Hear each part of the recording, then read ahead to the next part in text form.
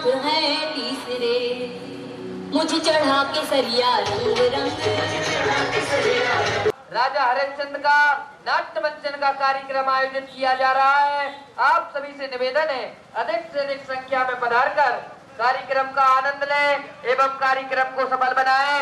समय का Sharma and party Delhi के द्वारा राजा हरिश्चंद्र का नाट्य मंचन का कार्यक्रम आयोजित किया जा रहा है। आप सभी सादर आमंत्रित हैं।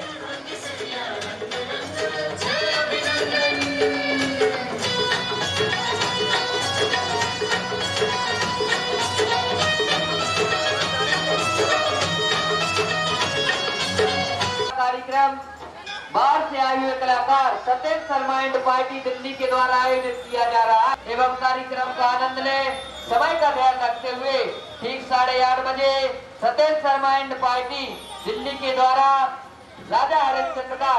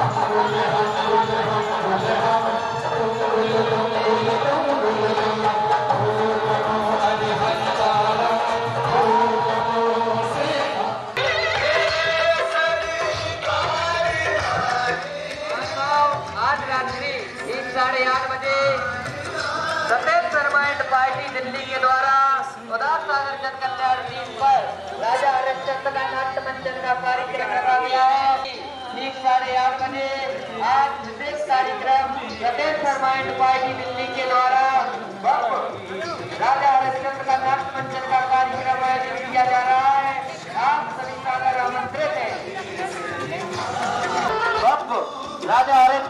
नाटक मंचन किया जाएगा। आप सभी मान भाव से निवेदन है अधिक से अधिक संख्या में पधार कर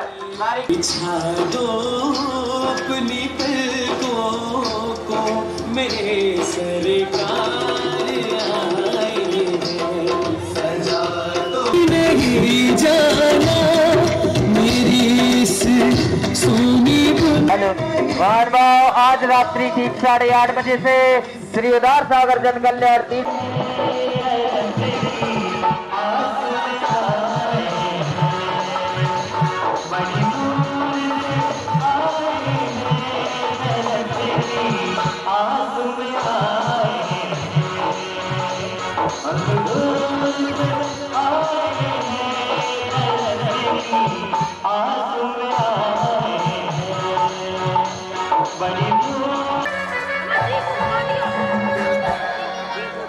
आज के महा सम्माननीय श्री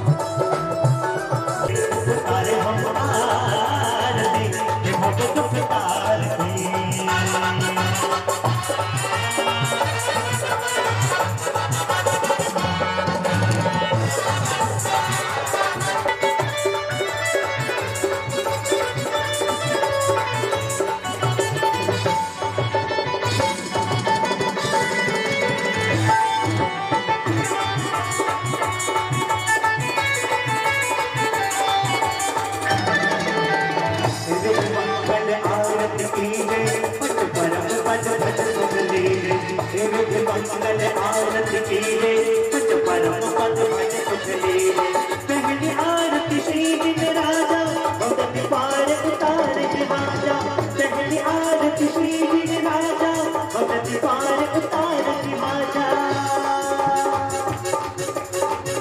पंच परमेश्वरी जगत के शेषी, पंच परमेश्वरी जगत के शेषी, उतारे हम उतारे हम उतारे हम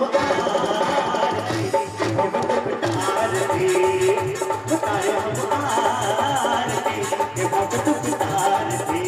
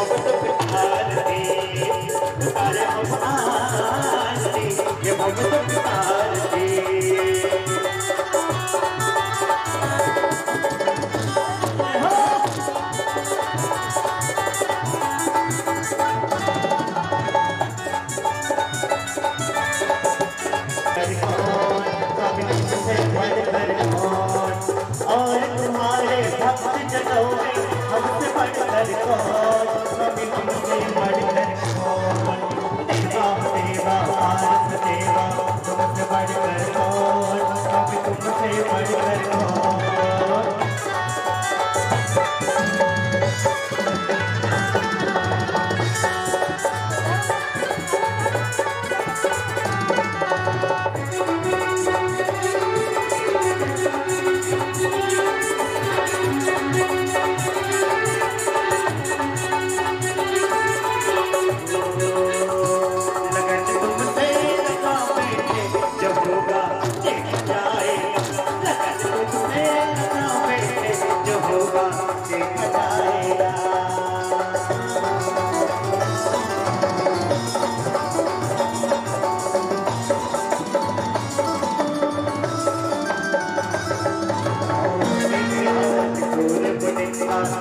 मरण दुख दूर करता चौथी आरती श्री उबझाया दर्शन देखत पाप बनाया।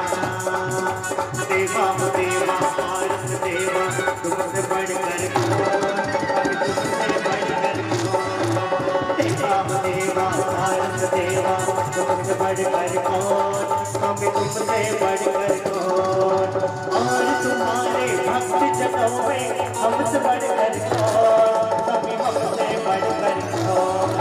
देवा देवा पारस देवा तुमसे बढ़कर कौन, हमें तुमसे बढ़कर कौन।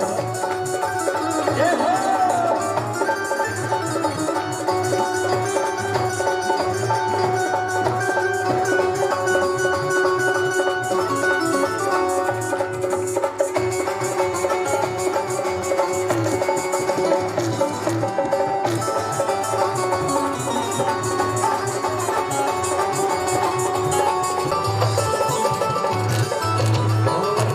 आरती श्री उबझाया दर्शन देखत पाप बनाया। पाँचवी आरती सात तिहारी विनाशक शिव अधिकारी।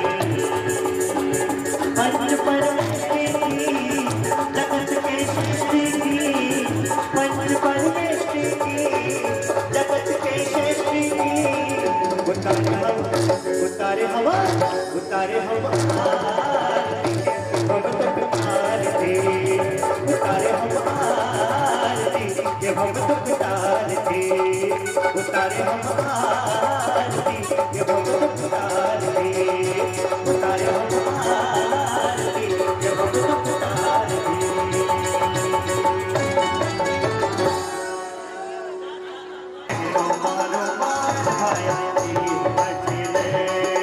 वीर भजले रे भया वीर भजले, वीर भजले रे भया वीर भजले।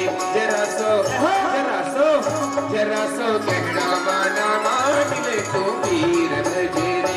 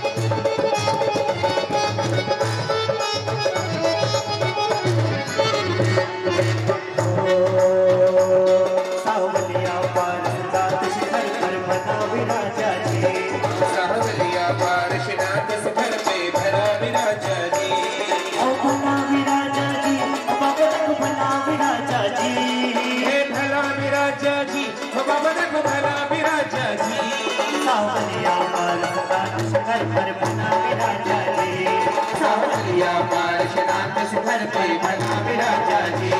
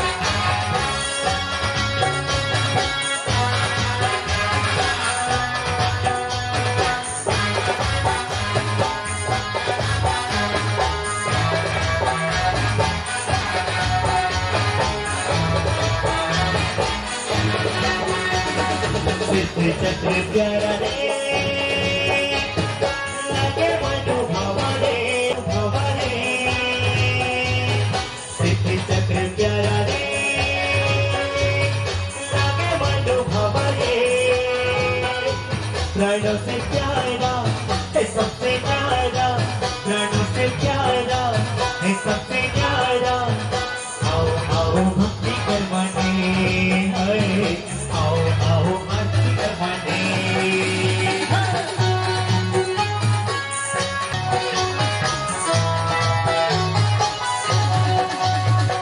गुरु बंदा दर्शन, गुरु बंदा दर्शन, लगो ये मेलो छन, गुरु बंदा दर्शन, लगो ये मेलो छन, मनवा में जागे ये भक्ति अपार छे। गुरु बंदा दर्शन, गुरु बंदा दर्शन, लगो ये मेलो छन, मनवा में जागे ये भक्ति अपार छे। दर्शन करीने भक्ति करीने, दर्शन करीने भक्ति करीने, आए हम अर्ज करने रे, आए हम अर्ज करने रे।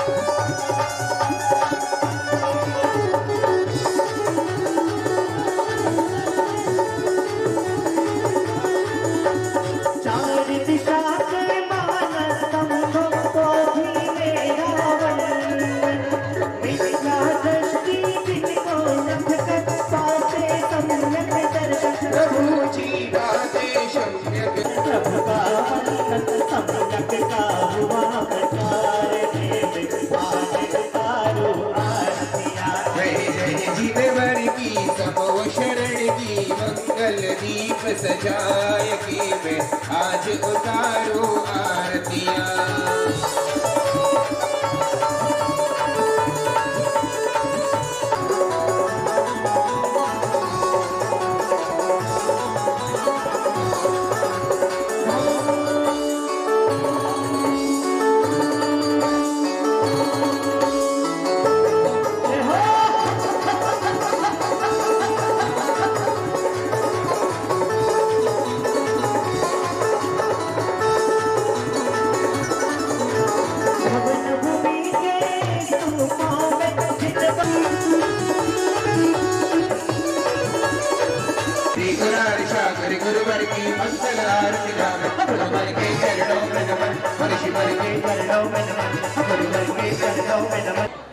समझ रहे ना?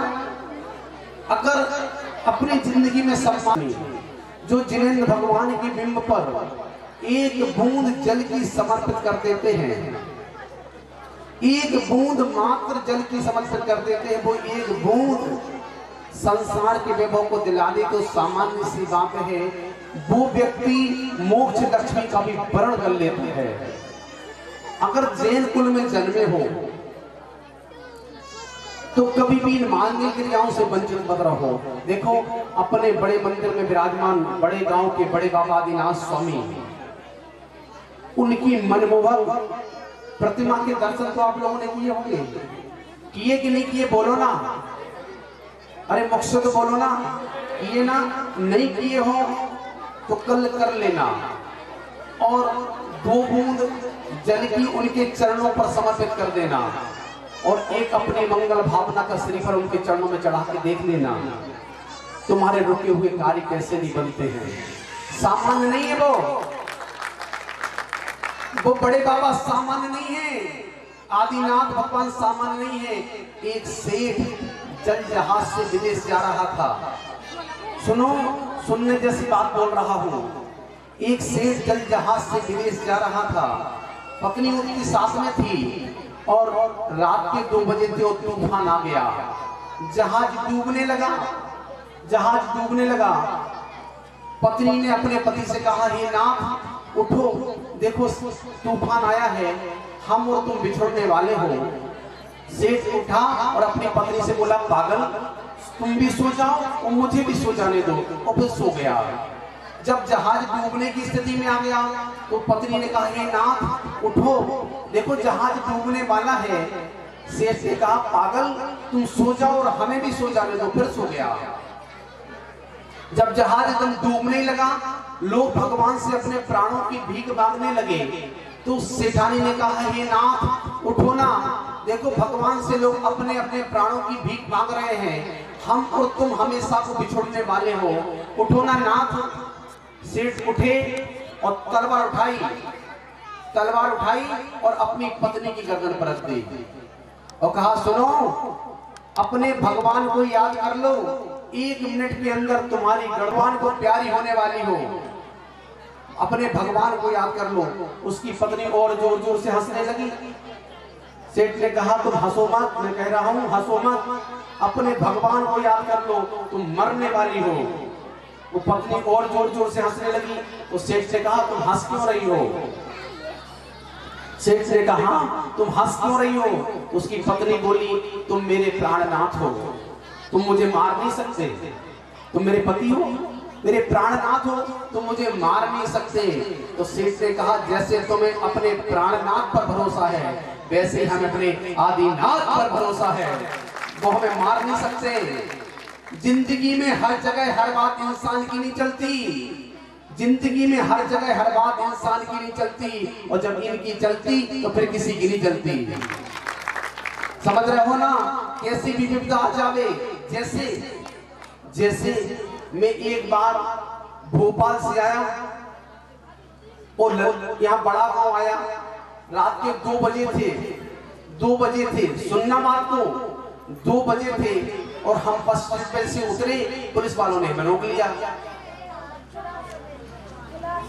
खूब आता जाता था बड़ा गांव में, महीनों रहा बड़ा गांव में, लेकिन कभी हमने केसरिया जी से जय जिलेंद्र नहीं की। हमें कौन सा व्यवहार तो बनाने नहीं आती, भली हम महीनों से रह रहे बड़ा गांव में, जैसे जय जिलेंद्र नहीं की। अब पुलिस वालों ने हमें रात को 2 बजे रोक लिया। बोले, कहाँ के हो? हमने बड़ा गांव के हैं। बड़ा गांव में कहाँ रहते हो? हमने जैन मंदिर के बाजू में हमारा मकान है, वहां रहते हैं। पुलिस वालों को लगा, आप तो देखे तो हो नहीं, तो कहते बड़ा गांव में रहते हो। अच्छा ये बताओ, केसरिया जी को जानते हो? हमने खूब अच्छे से जाना था, तो लगा के पूछ लो। समझ रहे ना, उन्होंने, पुलिस वालों ने केसरिया जी को फोन लगाया कि भैया प्रदीप शास्त्री खड़े हैं और बोल रहे हैं बड़ा गांव के हैं, आप इन्हें जानते हो? और केसरिया जी ने कहती, हम नहीं जाना। इनने कहती, हम नहीं जाना। उन्हें बैठो गाड़ी में, हम आई। समझ रहे, अपनी गाड़ी में बिठा लो और रात भर में थाने में बिठा रहे, हमें समझ में आ गई। अगर हम इसे जज लंद कर लेते ना तो एक परिचय हो जाता, एक जज लंद कर लेते ना तो परिचय हो जाता। ये कहते थे, हाँ हम जानते हैं, तो समझ रहे ना, हमें रात भर मगुआ की नजरी बिताने होगी। ऐसे ही अगर इनसे नमोस्तु करते रहोगे, मंदिर में आते रहोगे, समझ रहे ना, और बड़े बाबा को नमोस्तु करते रहोगे, तो बेटा जिस दिन विपदा आएगी ना, जिस दिन विपदा आएगी वो तुम्हें पहचान लेंगे। और नहीं तो बानियां 4 प्रकार के होते हैं, सदैया, बदैया, लड़ैया और मरैया। सुन लो कि नहीं? सदैया जो रोज मंदिर आते हैं, भदैया जो कि व्रतों में मंदिर आते हैं, लड़ैया जो गुप्त भंडार खुलते हैं ना, जो हिसाब किताब में भी लड़वे आ जाते खाली। भी लड़ाइया और चौथे मरैया घर को कौन मर जा तो पंजलवा ले आओ, चलो भैया दर्शन करा ले आवे। समझ रहे ना? ऐसे 4 प्रकार के जेल।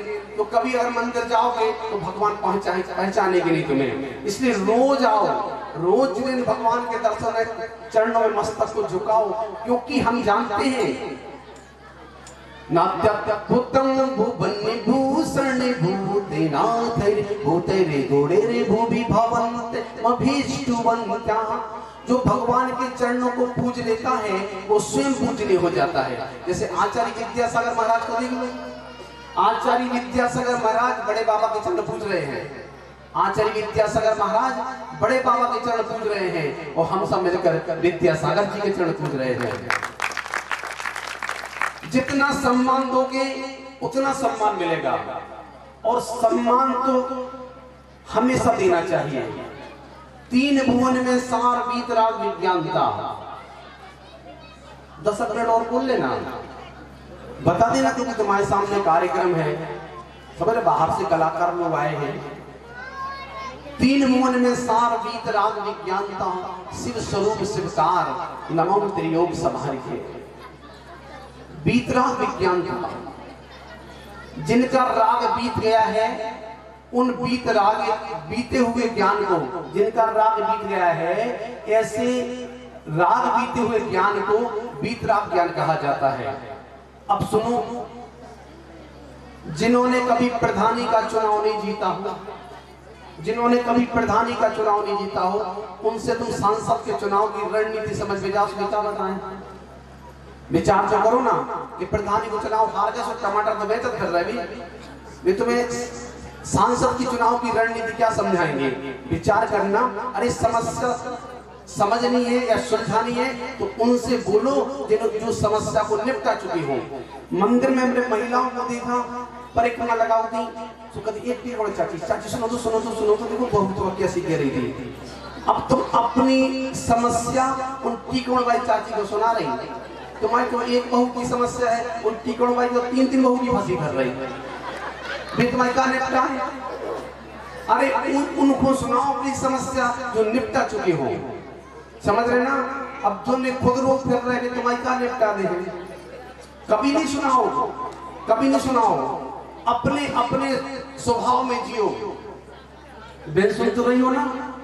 अपने अपने स्वभाव में जियो। लोग स्वार्थ में जीते हैं, चाय में मक्खी गिरे तो चाय को फेंक देते हैं और घी में मक्खी गिरे तो मक्खी को फेंक देते हैं। दुनिया स्वार्थी है, संसार में कोई किसी का नहीं है, जीव अपनी करने का कर्ता और भोक्ता है। अगर कोई समस्या आ गई है, कोई समस्या आ गई है, देखो जब तक पुण्य पल्ले में होता है तब तक कोई झुकने वाला नहीं होता। अगर किसी के पल्ले में पुण्य है और संपदा उसके पास है तो उससे बात करो तो वो कहता है भैया जी हम कोई पाप का पैसा नहीं कमाते, हम कोई अनित अन्याय का पैसा नहीं कमाते, हमारे व्यापार में सही में एक जीव नहीं मरत है, अनावश्यक अपन ब्याज नहीं लेते हैं, चोरी और बेईमानी का कोई धंधा नहीं करते हैं, शुद्ध काम करते हैं, एक जीव की इंसानी करते हैं। ये बात वो कब बोलता है जब पुण्य की अवस्था होती है, और जब पाप की अवस्था आ जाए तो वो कहता है आदिनाथ भगवान के पास जाकर सुनिए जिन अर्ज हमारी हम दोष किए अति भारी। इधर का तुम तो कह रहे थे हमने कभी पाप ही नहीं करे, अब तो कह रहे हम दोष करे अति भारी। अब भी बोल रहे कि नहीं बोल रहे? हम दोष करे अति भारी इनकी अब निर्वृत्ति का जा, ये भगवान के इनके निवारण के लिए हम आपके चरण में आए हैं। अब देखो भी कह रहे थे हमने एक जीव को नहीं मारा आज तक, अब अपने मुंह से क्या बोल रहे हैं? एक बेते चौ इंद्रिया मन रहित सहित जे जीवा, तिनकी नहीं करुणाधारी निर्दयी हुए धातु विचारी। हे भगवान हमने 1 इंद्रिय 2 इंद्रिय 3 इंद्रिय 4 इंद्रिय मन रहित मन सहित इन जीवों को निर्दयता से मारा है। समझ रहे ना? जब देखो कर्मोदय आता है, आदिनाथ भगवान कहते हैं हमसे डरो या ना डरो, कर्मों से डरो। कर्मों ने हमें भी नहीं छोड़ा। श्री कृष्ण जी कहते हैं मैं विधाता होकर भी विधि के विधान को नहीं बदल सका। श्री कृष्ण जी कहते हैं मैं विधाता होकर भी विधि के विधान को नहीं बदल सका। मैं राधा को चाहता था मीरा मुझे चाहती थी लेकिन मैं रुक्मिणी का हो गया। वो भगवान होकर भी विधि के विधान को नहीं बदल सके। इसलिए एक दादा से हमने कहा, दादाजी खड़े होने में तकलीफ है? बोले भैया जी, जब हम 15 साल के थे ना तो गेंद लग गई थी, उसका दर्द कभी कभी को आता है। 15 साल में गेंद लगी और 75 साल में दर्द का एहसास है। वाक्य पूरा याद है। जो 15 साल में तुमने पाप किए उनका ज्ञान नहीं है क्या? है, कहना नहीं चाहते। अरे हम पूछना नहीं चाहते, क्योंकि शराबी अकेले में शराब पीता है लेकिन उसका तमाशा समाज के सामने होता है। कोई भी पापी अकेले में पाप कर ले, पाप छुपाए ना छुपे लाख करो उपाय, दावे डूबे ना रुके रुई लपेटी आग। हम हर मंच से बात बोलते हैं, पुण्य करो या पाप करो, करो ध्यान से। पुण्य करो या पाप करो, करो ध्यान से।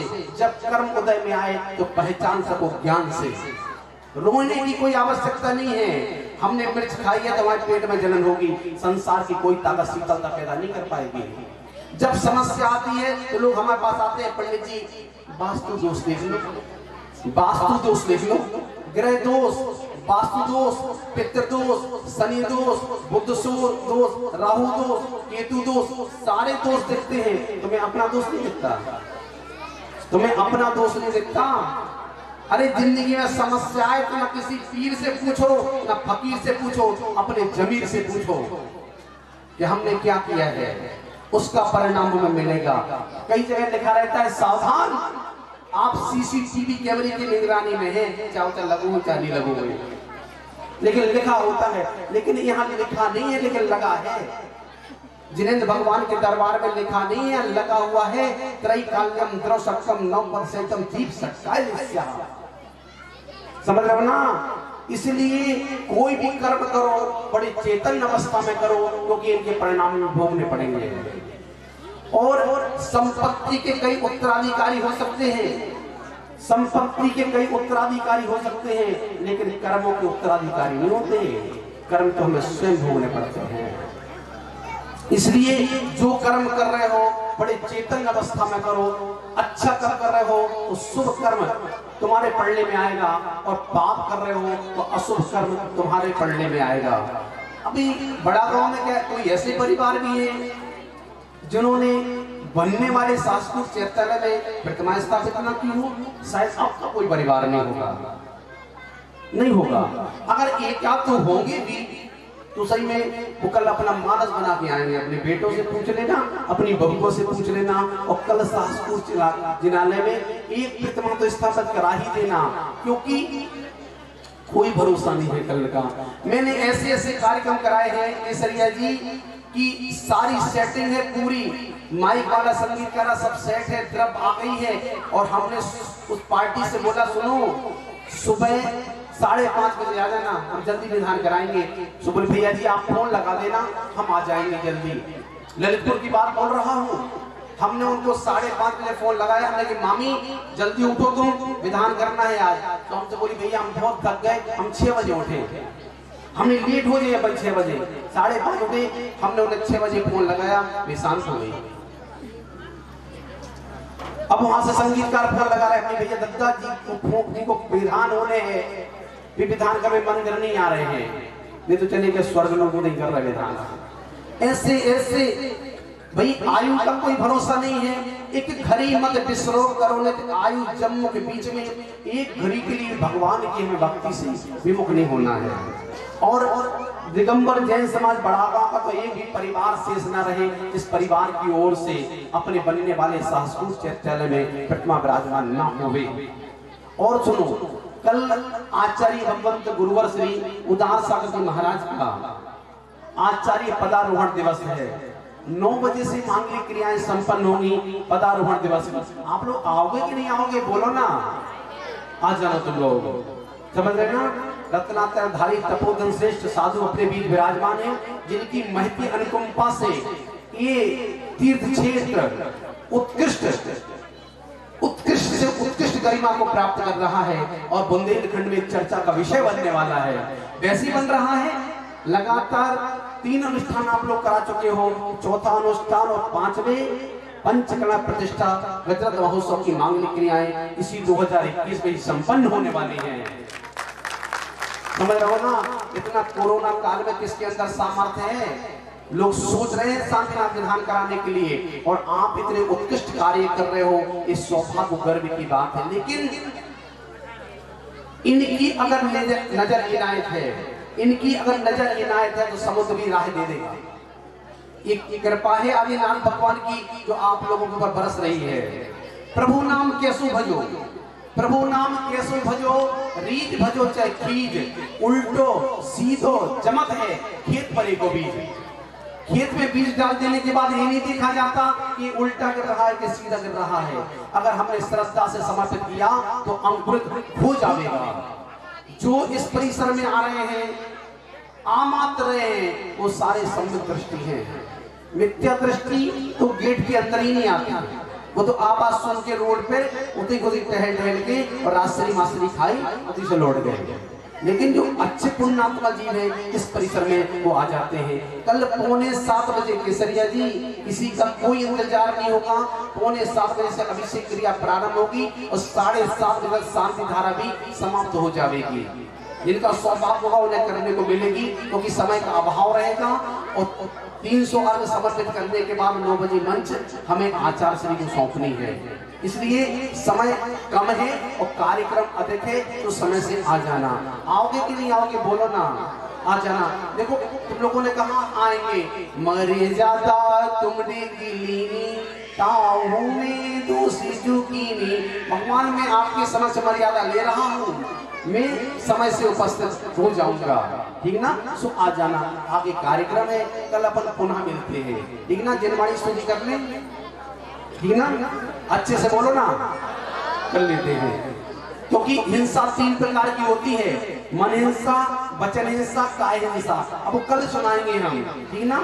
मन हिंसा, वचन हिंसा, काय हिंसा। मन हिंसा पहले तो मन में लग रही हुई है कि भैया जी अब चुप हो जाए, अब चुप हो जाए, अब चुप हो जाए। और जब चुप नहीं हुई है तो वचन हिंसा, फिर पंडित जी को रुकिए, रात भर बोलते रहे हो गए। सो वचन हिंसा, फिर भी अगर पंडित जी ने माने तो ये का सुन भी रहा है तो माइक उठा के मार कर दे, ये होगी काय हिंसा। हिंसा 3 प्रकार की होती है और महावीर स्वामी ने इस विषय को कहा है, कल अपन सुनेंगे हिंसा क्या होती है। जावाणी के ज्ञान से सूझे लो कालो,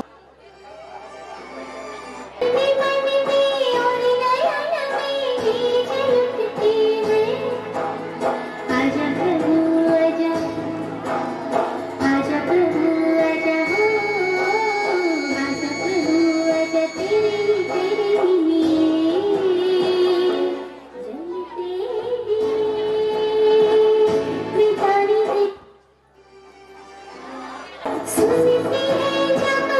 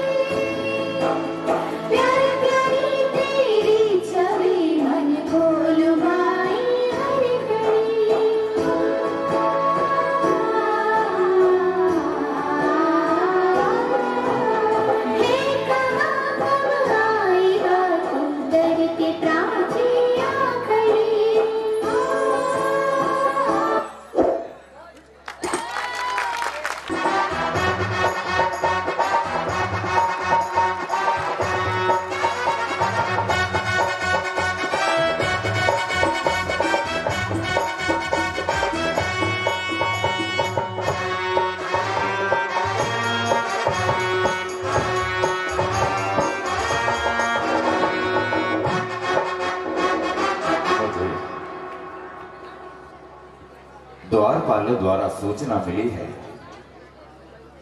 कि मेरे गुरु विश्वामित्र आज उनका राज दरबार में आगमन हो रहा है।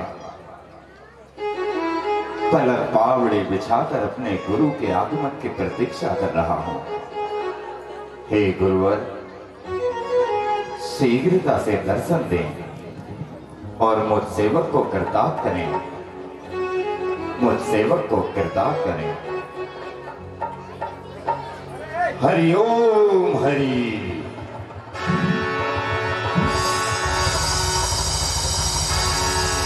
गुरुवर के चरणों में राजा हरिश्चंद्र का प्रणाम स्वीकार हो। आयुष्मान भव। महाराजा हरिश्चंद्र, जैसा कि हम सभी नगरवासियों और पड़ोसी राज्यों से सुनते हैं कि तुम्हारे राज्य का ओजस्व, तुम्हारी न्याय नीति, तुम्हारी राज्य व्यवस्था बड़ी ही प्रशंसनीय है। गुरुदेव, ये आप गुरुओं का आशीर्वाद है। आप सबने हमें यह आशीर्वाद दिया और मेरे पूर्वज भी अपने प्रजा का लालन पालन पुत्र के भांति करते आए हैं। कहिए गुरुदेव, आपका आगमन राजा हरिश्चंद्र कहते हुए बात तो नहीं बन रही, लेकिन ये कहने का उत्तम समय है। जिस राज्य से तुम पुत्र की भांति प्रेम करते हो,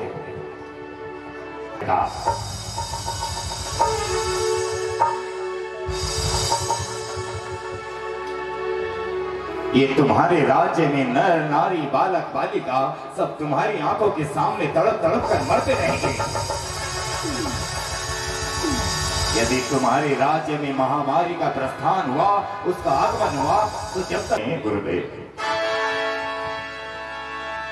जो प्रजा हमें पुत्र की भांति प्रेम करती है, जिस प्रजा का हमने लालन पालन अपने पुत्र की भांति किया, वो हमारी आंखों के सामने हमारे सामने मर रही है।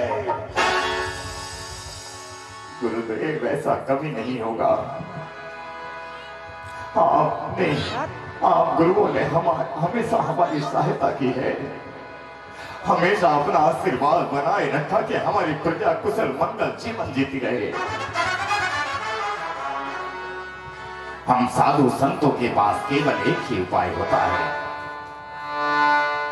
यदि तुम इस प्रलय काल से बचना चाहते हो, तो तुम्हें अपने राज्य में विश्व शांति महायज्ञ कराना होगा। विश्व शांति महायज्ञ, ये तो अहोभाग्य है हमारा। मेरे प्रजा को बचाने के लिए एक विश्व शांति यज्ञ क्या, जब तक इस शरीर में श्वास चल रही है तब तक वह यज्ञ चलता रहेगा। मैं अपने प्रजा के बचाने के लिए उस यज्ञ में अपने प्राण की आहुति तक देने के लिए तैयार हूं। यही एक बात और ध्यान रखना, इस यज्ञ में अर्जित होने वाला धन केवल और केवल तुम्हारा होगा, तुम्हारे राजकोष का होगा। इस यज्ञ में ना कोई दान देगा, इस यज्ञ में ना कोई सहयोग देगा। कितना धन गुरुदेव? केवल 3 भार सोना। तुम्हारी प्रजा के बचाव के बदले केवल और केवल 3 भार स्वर्ण। सोना? मैं गुरुदेव अभी गया और बिना एक क्षण विलंब किए अभी आपका स्वर्ण लेकर आता हूं। राजा हरिश्चंद्र, यह तो बड़प्पन है तुम्हारा। भला मैं तुम्हारा 3 भार स्वर्ण लेकर क्या करूंगा? तुमने अपने मन से मुझे 3 भार स्वर्ण दिया। हाँ, मैंने अपने मन से वह 3 भार स्वर्ण दिया और वह स्वर्ण अब मैं तुम्हारे पास कर्ज के रूप में रखकर जा रहा हूं। कोई शुभ मुहूर्त देखकर, कोई अच्छा विकल्प देखकर इस यज्ञ को मैं प्रारंभ करूंगा और तुमसे अपना 3 भाड़ स्वर्ण वापस ले लूंगा। तुम्हारा कल्याण हो। हरिओम हरि, हरिओम हरि। हे प्रभु, मेरे प्रजा की रक्षा करना, मेरे प्रजा की रक्षा करना। तेरे द्वार खड़ा भगवान, भगत भरी झोली। तेरे द्वार खड़ा भगवान, भगत भरी मेरी झोली। तेरा होगा बड़ा एहसान कि कर ले मुझसे जरा पहचान, भगत भरी मेरी झोली।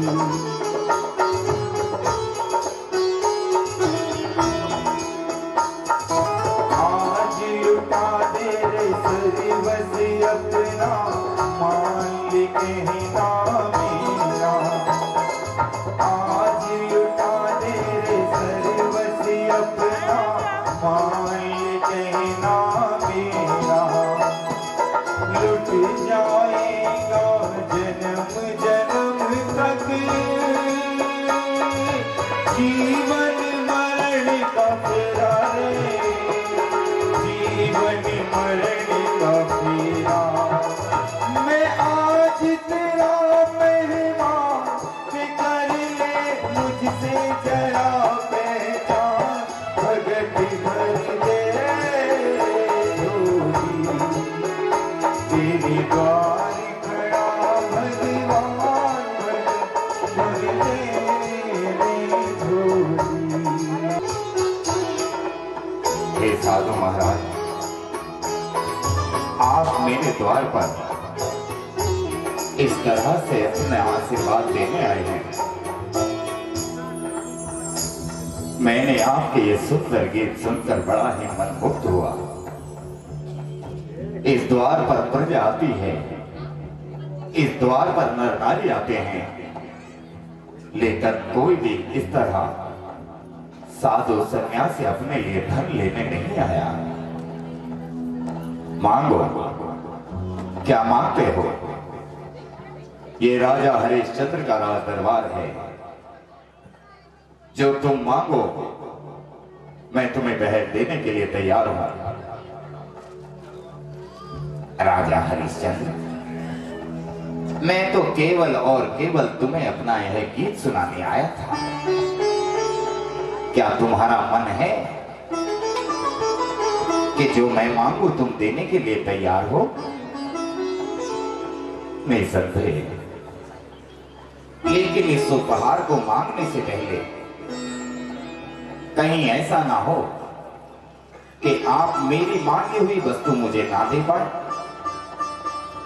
आप जो मांगेंगे मैं देने के लिए तैयार हूं महात्मा। सोच लो।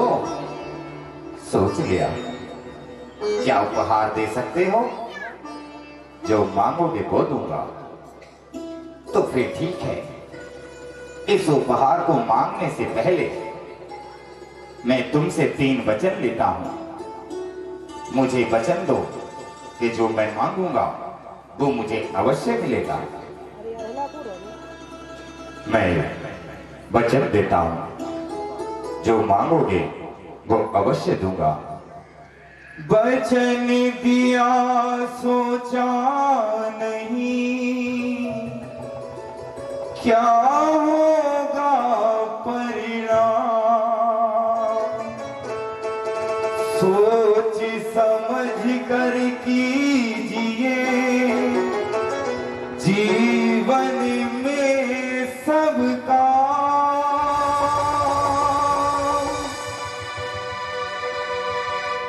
तो ठीक है, तुमने मुझे वचन दिया। मैं तुम्हारे इस उपहार में तुमसे यह मांगता हूं हरिश्चंद्र, तुम मेरी बहन से विवाह कर लो।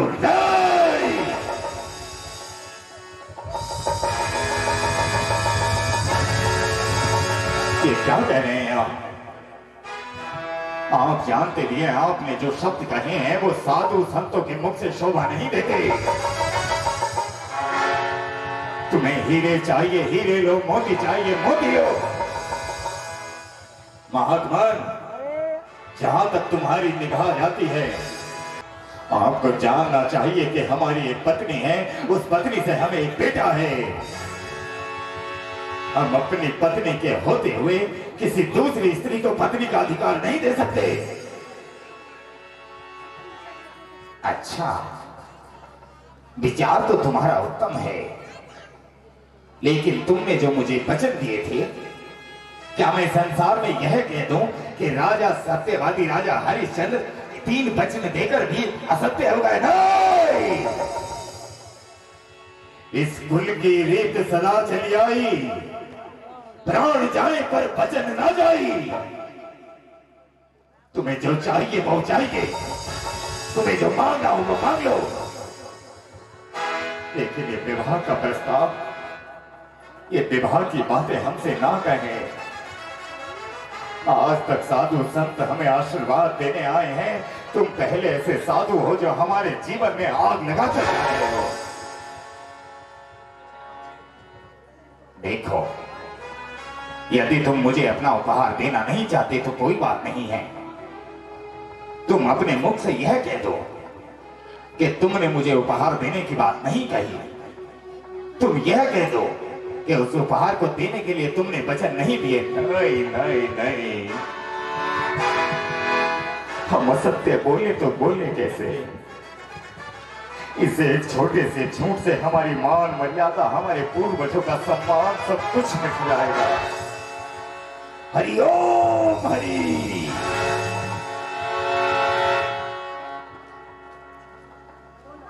गुरुदेव, उस प्रलय से बड़ा संकट मेरे राज दरबार में चला आया। ये महात्मा मेरे द्वार तक आए। मैंने इनसे कहा कि इन्हें जो उपहार चाहिए मैं निसंकोच होकर देने के लिए तैयार हूं। ये उपहार में हमसे कह रहे हैं कि हम इनकी बहन को पत्नी का अधिकार दे दें। गुरुदेव, आप ही बताइए कि मान सम्मान भला कभी क्या उपहार में दिए जाते हैं? तुम क्या चाहते हो? मैं ये चाहता हूं कि इन साधु से कहें कि मैं असत्य तो कह नहीं सकता। इस उपहार के बदले उन्हें जो चाहिए वह ले सकते हैं, बस इस बात को छोड़कर बात कोई और हो। सन्यासी जी, गुरुदेव, साधु संतों के मुख से इस तरह की बातें शोभा नहीं देती।